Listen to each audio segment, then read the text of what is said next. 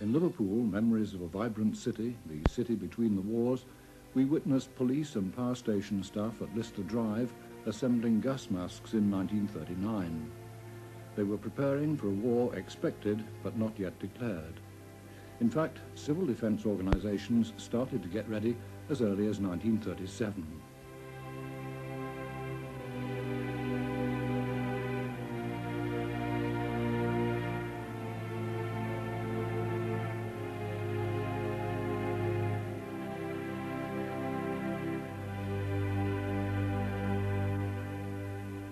In mid-1939, we saw the Mauritania leave on her maiden voyage. A few months later, she was stripped of her luxurious fittings and converted into a troopship. The invasion of Poland by Hitler's army on the 1st of September 1939 meant we were at war on the 3rd. We now take a look at Liverpool in the 40s and 50s, a period of 20 years of enforced change.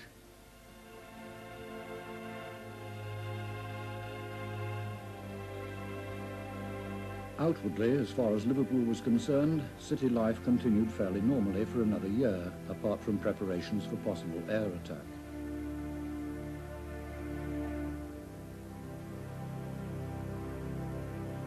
The port was vital for the importation of food and raw materials for the whole of the kingdom and had to be kept open at all costs.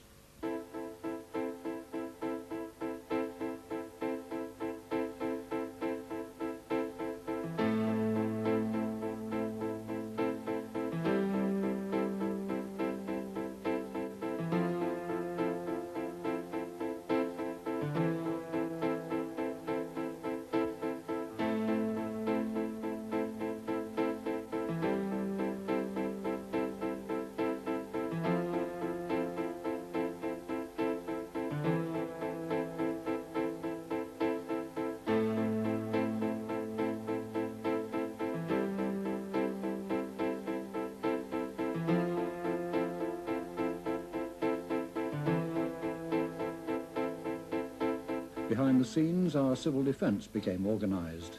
Air raid wardens and the Home Guard became familiar sights. The blackout was here to stay for the rest of the war. Many people joined the services and prepared to fight overseas.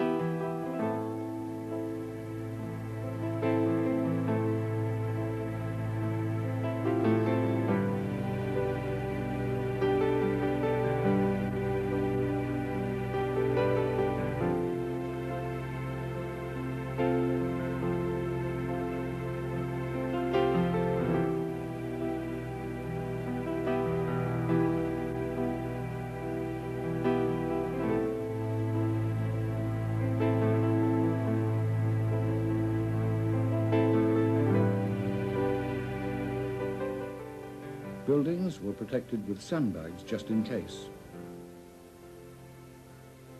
Barrage balloons were launched to protect the city from low-flying enemy aircraft.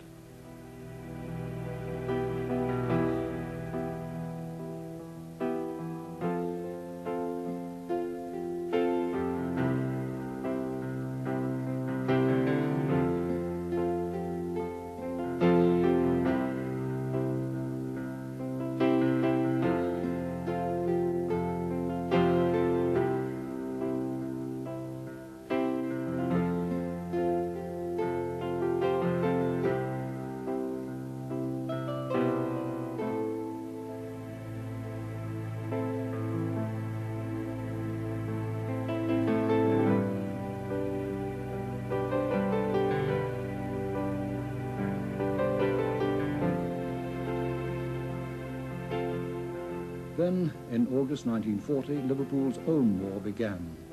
It was to last 9 months until the notorious May Blitz of 1941.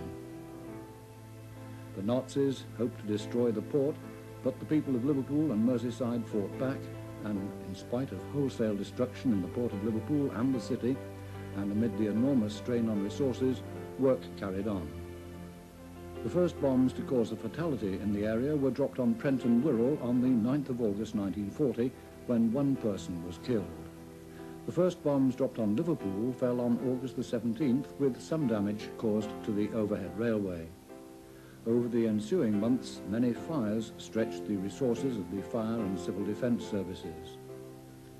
Tragically, looking around the city centre, familiar landmarks are affected, such as South Castle Street and Lord Street. In the distance, the cathedral still stands, although much damage was suffered.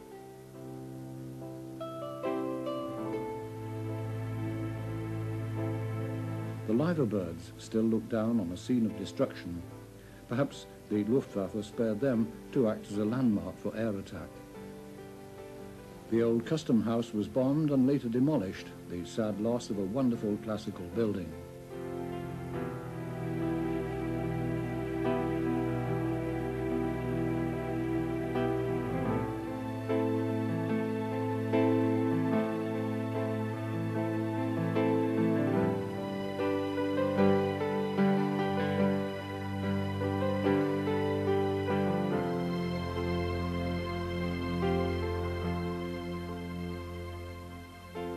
The site of Littlewood's store today was completely cleared. Robinson Cleaver and other businesses were on the site at the start of the war.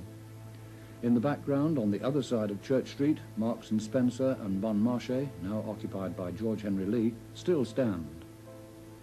In the foreground is the courtyard of Bluecoat Chambers, Liverpool's oldest building.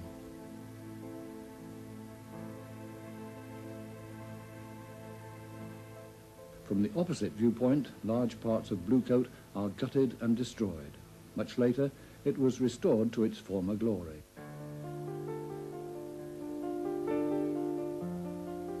Blacklers was gutted by fire during the May Blitz of 1941.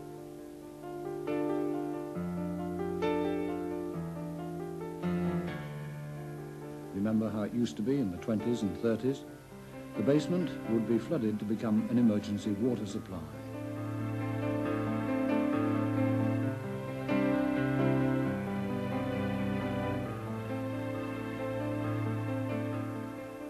Lewis's, virtually destroyed in May 41, would partially reopen during the war.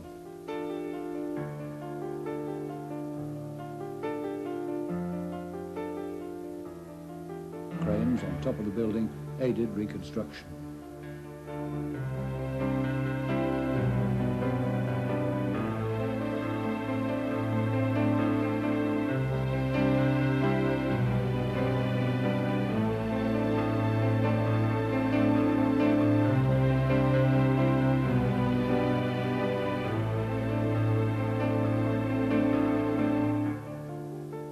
Ranelagh Street outside is completely blocked for a time.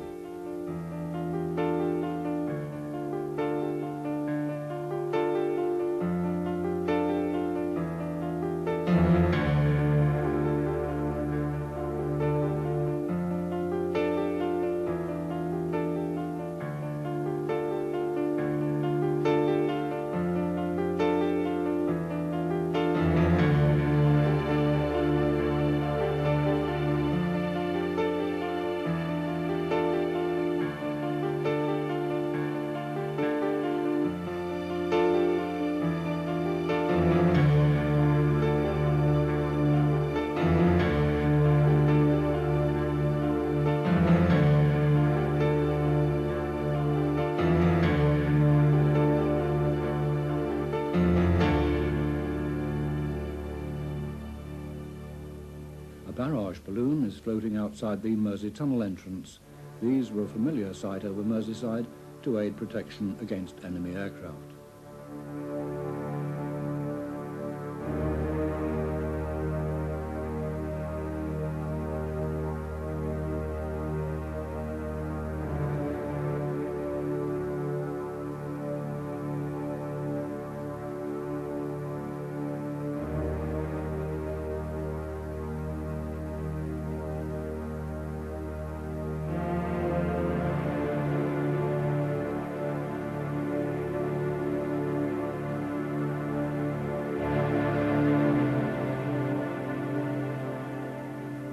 St George's Hall sustained much damage. Part of Liverpool Museum area has become a fire station.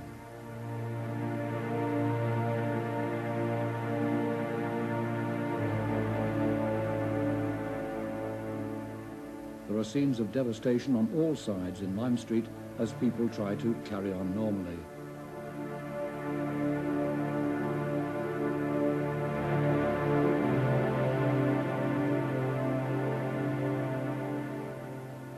St Luke's Church, a familiar sight at the top of Bowl Street, is seen with its nave and chancel completely destroyed, but the tower and clock still standing.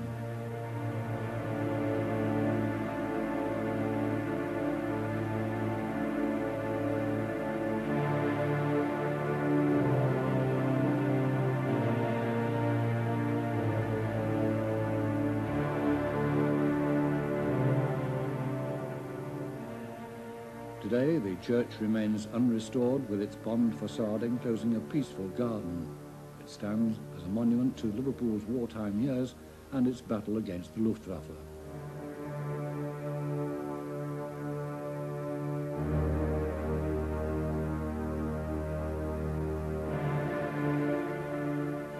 By contrast, Liverpool's parish church of St Nicholas, a riverfront landmark for centuries, has been fully restored. This seems an impossible task, looking at the amount of destruction in these pictures. A small temporary church was built within the ruins in 1943.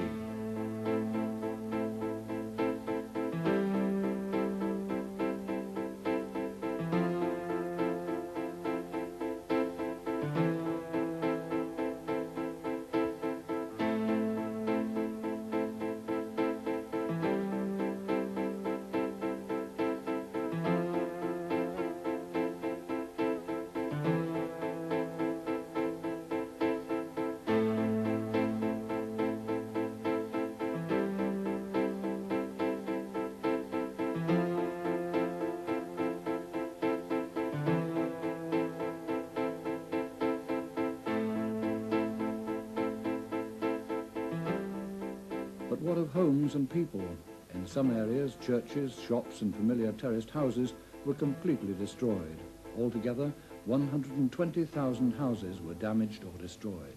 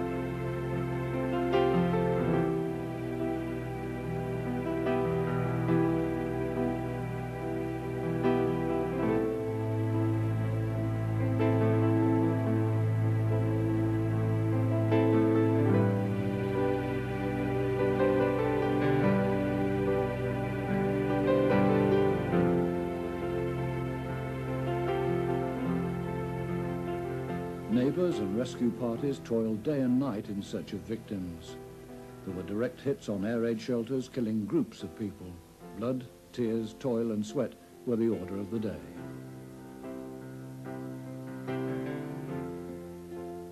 In the 8 days of the May Blitz, Liverpool suffered over 1,400 dead and over 1,000 seriously injured, which was more than the total of the previous 9 months. Bootle suffered 400 dead, Birkenhead 400, and Wallasey 300 over 9 months of bombing raids.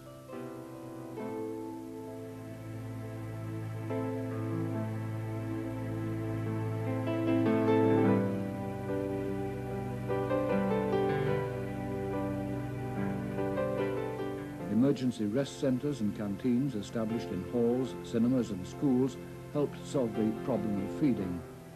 Many homeless were sent to places away from the bombing to live with other families, and many children were evacuated to North Wales. The May Blitz was Hitler's last major attack when his attention changed to the Russian front. Liverpool was at last given some respite. Liverpool's own war was largely over. The job of reconstruction began immediately, and the city set about recovering as best it could. There was a legacy of 50,000 homeless in Liverpool, with another 25,000 in Bootle. Liverpool and the Merseyside boroughs were not defeated. Life had to go on, ships had to be unloaded, the war was still being fought in other parts of the world. All thanks were due to the civil defence services and the people. The Lord Mayor recognised this and penned a grateful message of recognition to the citizens of the city.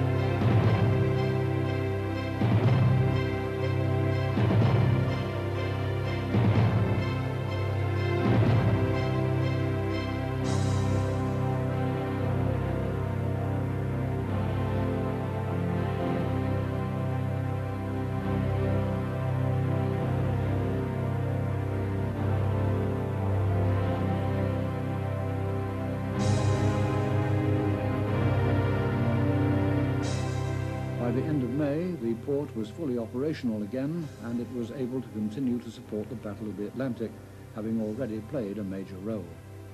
This continued to rage at sea. Food and raw materials were vital to the general war effort of the country, and ships carrying these had to run the gauntlet of enemy warships and submarines on their way to Liverpool, and many were sunk by enemy action.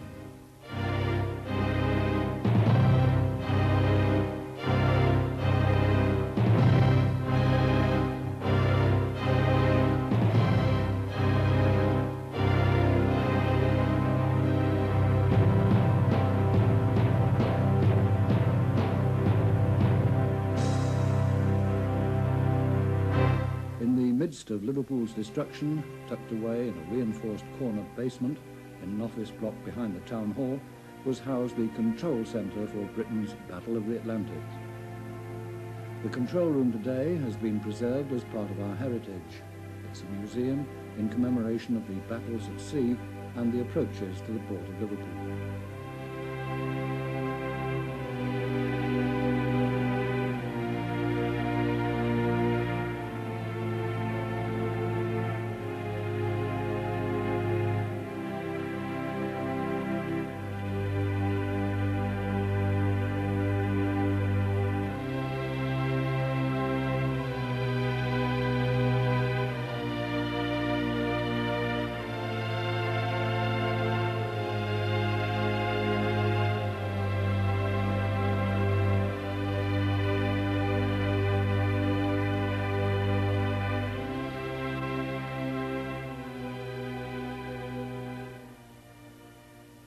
Signs of the war coming to an end were the arrival of hospital ships returning injured and ex-prisoners of war to the UK.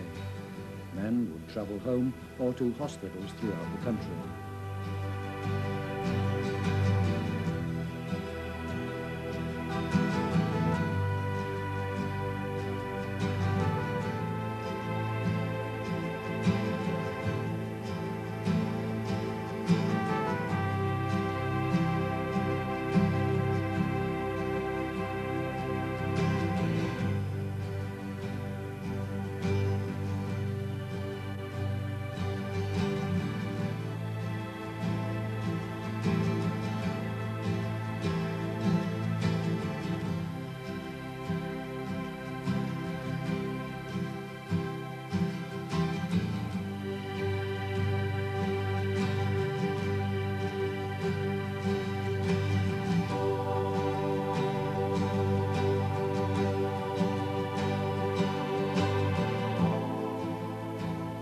Liverpool's war and the war in Europe and with Japan ended.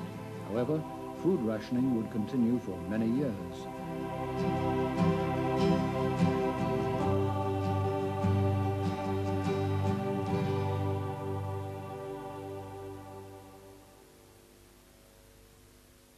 The Liverpool Gas Company, based in Radiant House, Bowl Street, designed a vegetable-based recipe for the post-war family. Good for today, perhaps. Here it is. You'll need a selection of vegetables, tomatoes, parsnips, onions, carrots, baked beans, celery, and a turnip.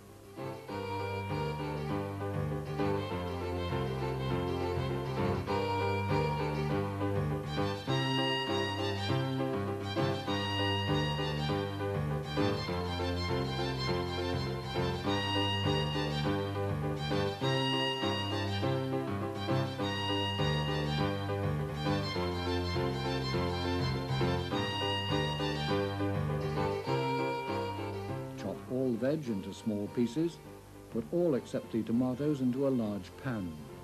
Add a pint of stock and a half pint of milk.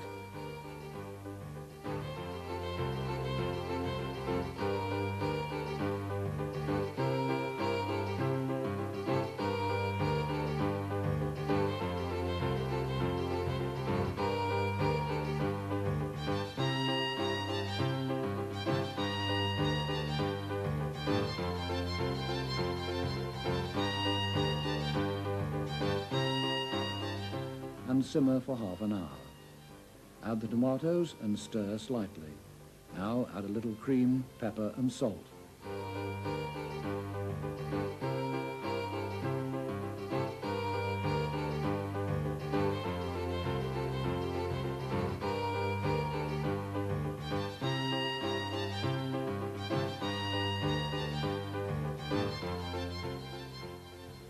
Pour into a pie dish. Top with pastry. Now cook for half an hour in your Mersey oven. It's now ready to serve. Looks absolutely delicious.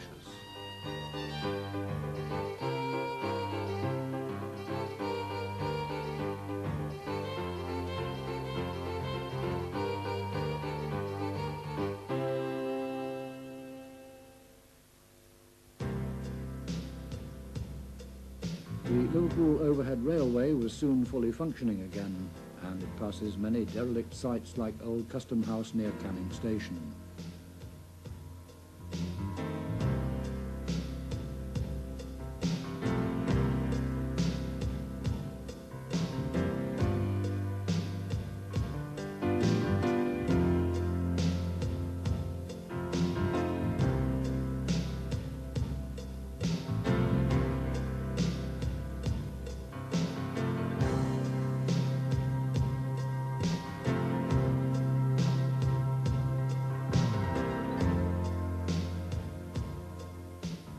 Over the bridge, it enters Dingle Tunnel, which takes it to the terminus at Dingle Station on Park Road.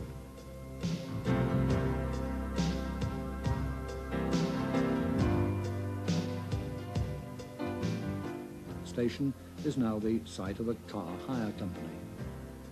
Behind it, below ground, the platforms still exist.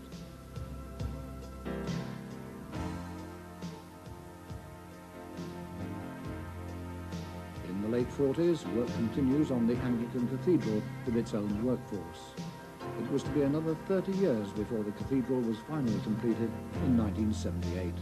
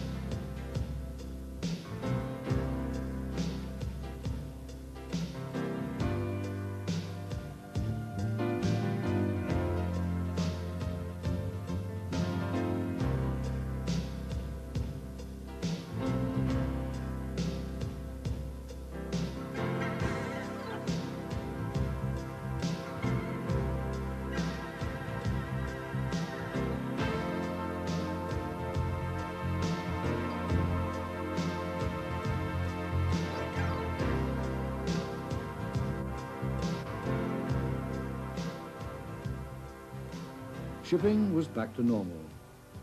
The Mersey River pilots had their own fleet of craft, which provided living and sleeping accommodation while awaiting arrivals off Anglesey. Liverpool pilots would take charge of all ships arriving in the Mersey and take them into the port of Liverpool.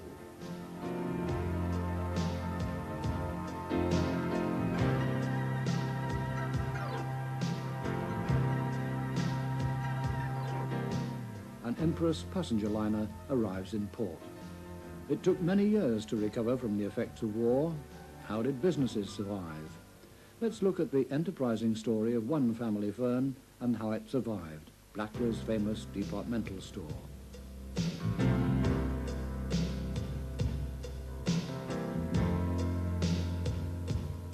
Opened in 1908 and based on Galerie Lafayette, Paris, it quickly became one of Liverpool's favourite stores, thriving throughout the 20s and 30s. Disaster struck in May 1941 when it was completely destroyed. The basement was deliberately flooded to serve as an EWS tank for future firefighting. The Wallis family, who owned the business, quickly organised themselves and within 2 months opened a first temporary shop in Bowl Street. Progressively, they opened a total of 14 shops, 13 in Bowl Street and 1 in Church Street. Tram drivers jokingly referred to Bowl Street as Blacklow's Avenue.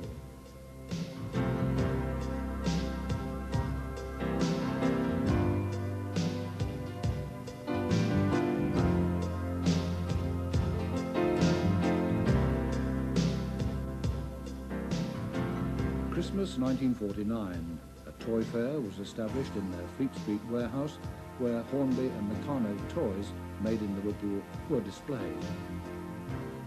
Rebuilding commenced in 1950. On the 26th of March 1953, coronation year, the first third of the rebuilt store opened to the public. 2 years later, in 1955, the rest opened, almost 14 years from its destruction in the May 41 raids.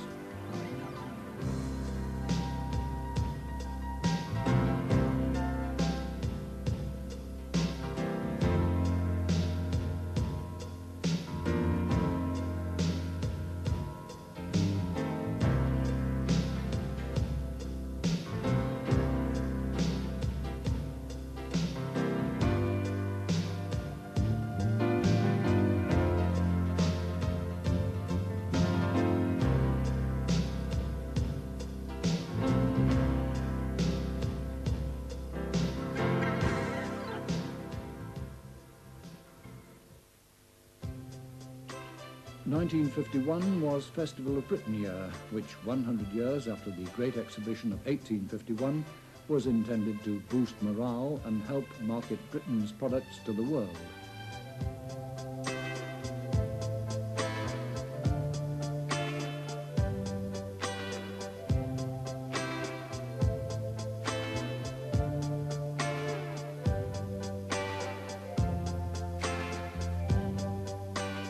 In Liverpool, there was the Lord Mayor's Show. Entertainment in the parks gave an opportunity for well-known personalities to take part, such as big-hearted Arthur Askew.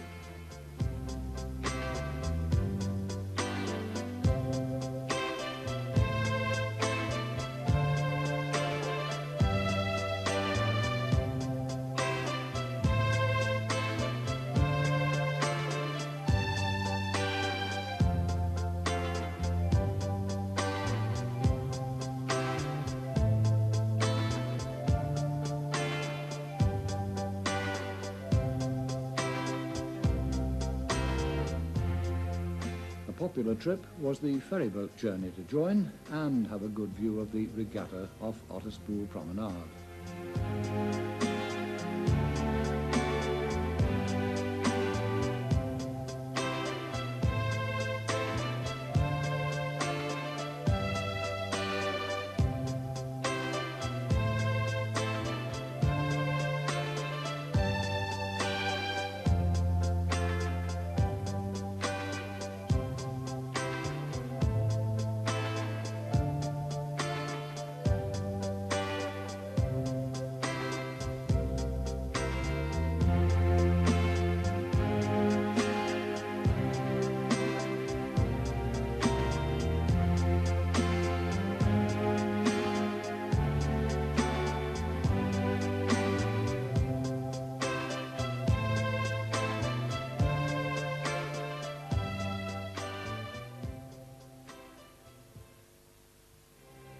1951 was also the time of another war, the Korean War in the Far East, when Britain was committed to support America.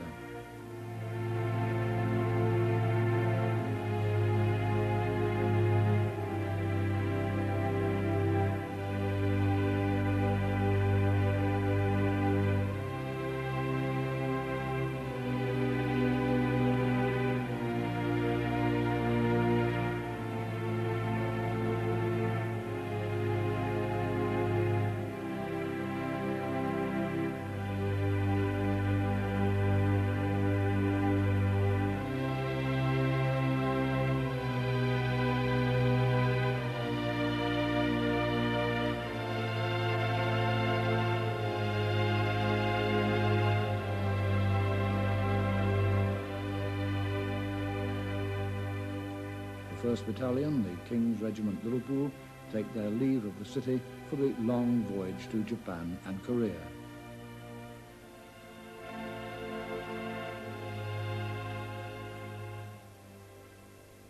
In 1954, the Liverpool Cotton Exchange, opened in 1906 by the Prince of Wales, was allowed once more to trade after suffering government controls introduced in the war years. The official reopening was before Lords Derby and Woolton, the Lord Mayor, and the chairman of the Cotton Exchange. The bell rings and trading commences. Floor trading ceased in the 1960s and the building was sold in the same decade, the exchange remaining as tenants. However, the Liverpool Cotton Exchange is still an important centre for world cotton trade, with the Liverpool rules governing 50% of world trade, which now runs at 22 million bales a year.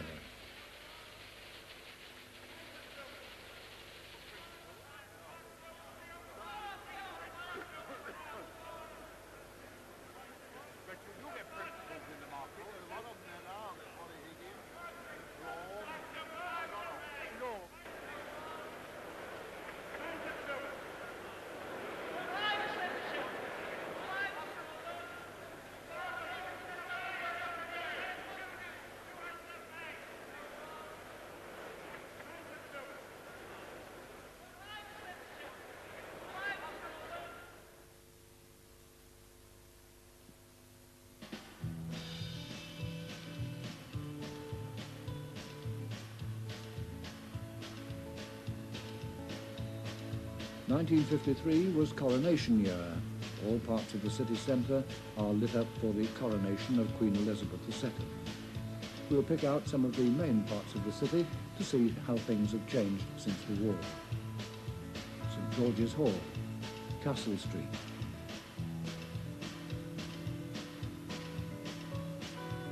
the Town Hall,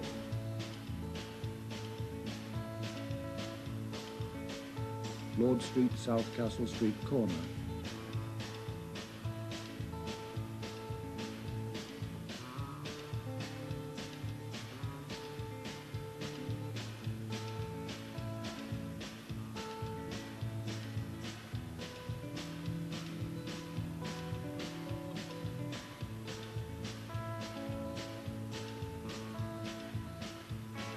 the Mersey Tunnel,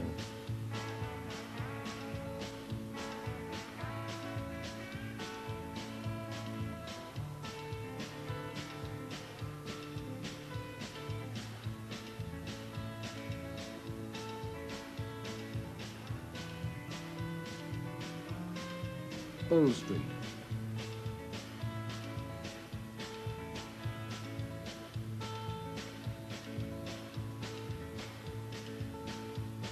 Lewis's,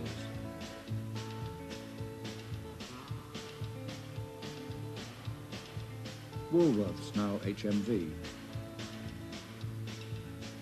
Cooper's, now WH Smith,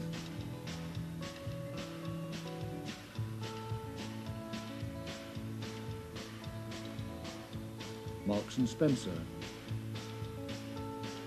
George Henry Lee,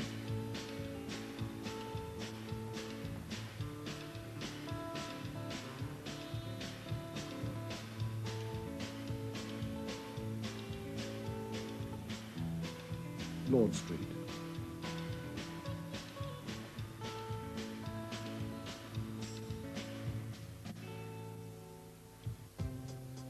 1954, the dock system is fully operational.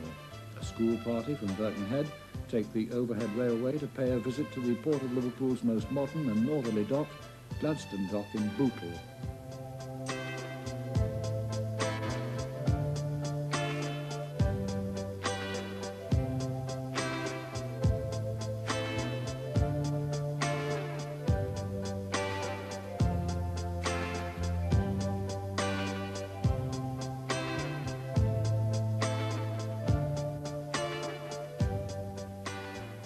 Imports were restricted and the emphasis was on exports in the 1950s, whether it be steam or diesel locomotives,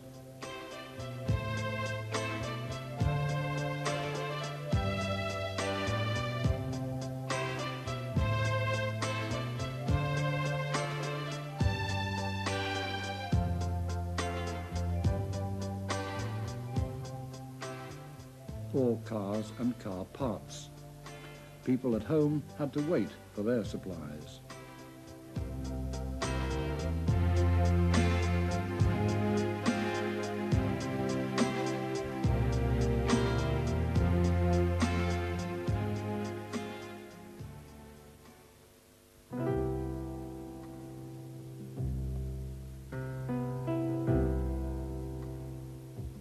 The Liverpool Overhead Railway was established in 1893 as the first electric railway in Britain.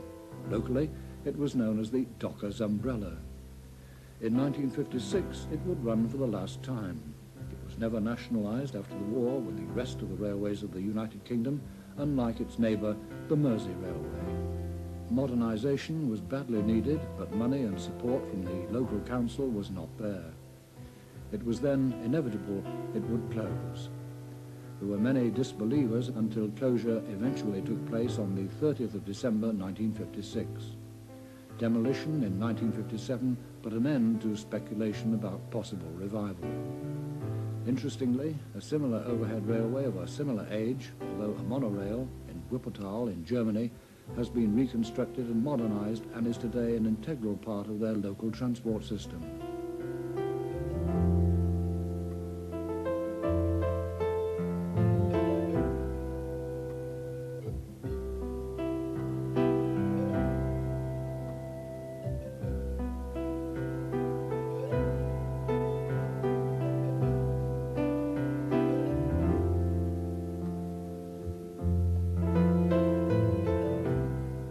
Another familiar sight was to disappear in 1957. In September, Liverpool Corporation tramways, with their unique streamlined green goddesses and baby grands, one of the most modern tramways in the country, closed. This was thought by many to be another act of municipal vandalism. Short-term thinking meant closure. The rundown started after the war, and as a result, only the route to Bowring Park via Edge Lane remained. On the 14th of September 1957, a procession of trams with Liverpool's official last tram in the rear left Pier Head via the city centre to travel to the terminus near Bowring Park. Crowds lined the route to bid their farewells. The last tram would be preserved, but not in this country. It went to a museum in the USA.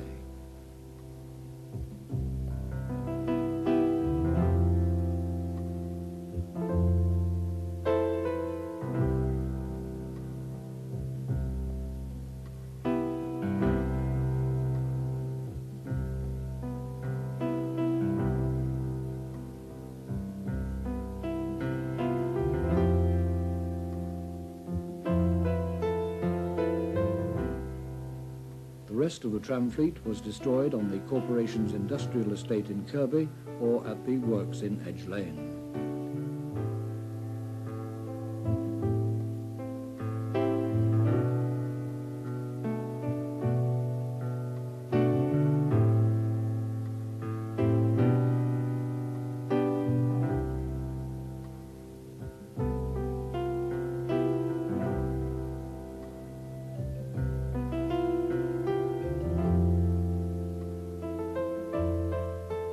Today, Liverpool still has the central reservations on many dual carriageways built for the tramways in the 1930s. Some people believe they could be the basis of a high-quality light rapid transport system of the future, a project worthy of consideration. Turning now to the ferries. In the 50s, both Wallasey and Birkenhead were run by the respective local authorities. They would not come under joint ownership until 1969. Birkenhead ferries have a busy bank holiday in 1957, taking the crowds to Wirral for a leisurely day out.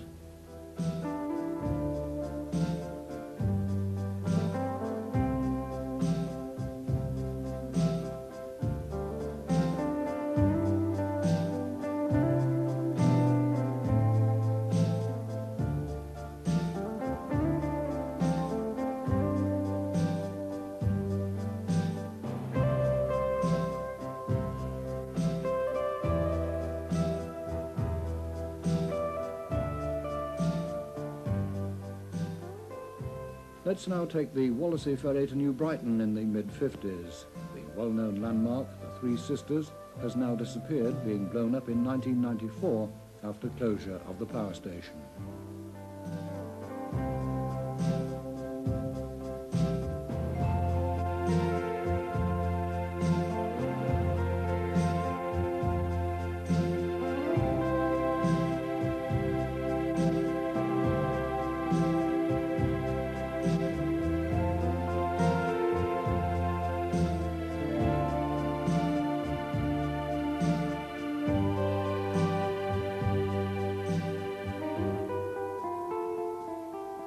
The river is very busy as we travel towards New Brighton.